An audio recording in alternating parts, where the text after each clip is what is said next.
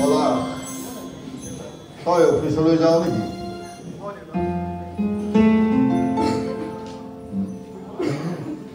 যোৱা দুদিন ধৰি তোক লগ কৰিম বুলি মই লগ কৰিব পৰা নাই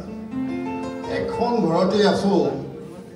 অথচ এই যোৱা দুদিনে মই তোৰ চাহটোকে দেখা নাই কিয়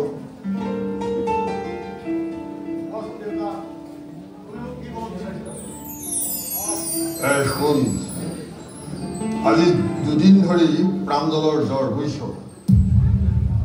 সি বিচনাতে পৰি আছে দৰৱ পাতি কিনি আনিবলৈ মোৰ হাতত বৰ্তমান পইচা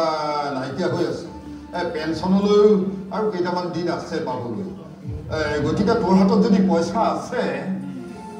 তই দুটকামান টকা দে মই টেবলেট দুটামান আনিম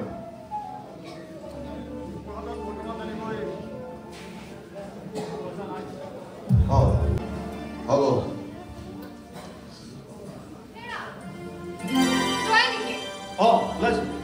মোক টকা 1000 দিয়াচোন মানে মই টাউনলৈ যাম বুলি ভাবিছিলো মোৰ দৰকাৰী বস্তু কেইটামান আনিব লগা আছিল কি হ'ল দিয়া আকৌ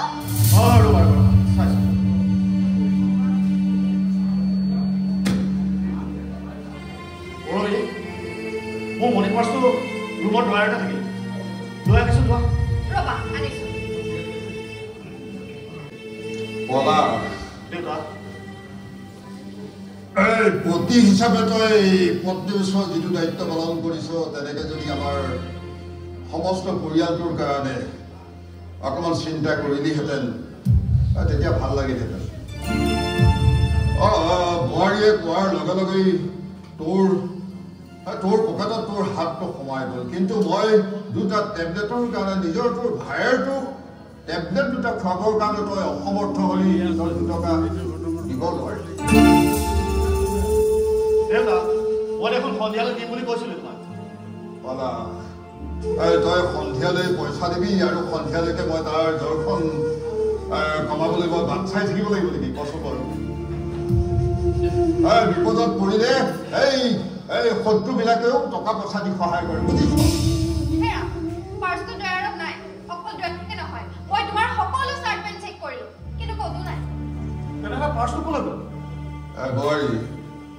তুমি ভালকৈ চোৱাগেচোন হয়তো তোমালোকৰ ৰুমতে ক'ৰবাত পৰি আছে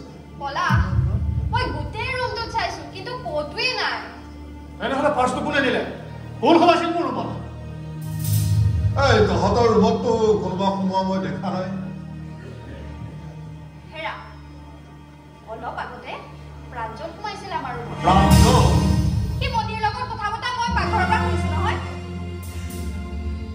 দেউতাকে কৈছে তাৰ বোলে জ্বৰ সিহঁতো বিচনাতে পৰি আছে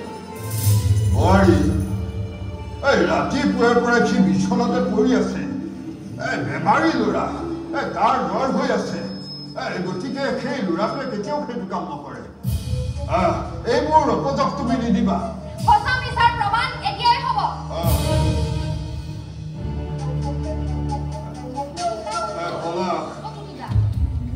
তহঁতে সেই বেমাৰী ল'ৰাটোক ইমান উপযোগ নিদিবিও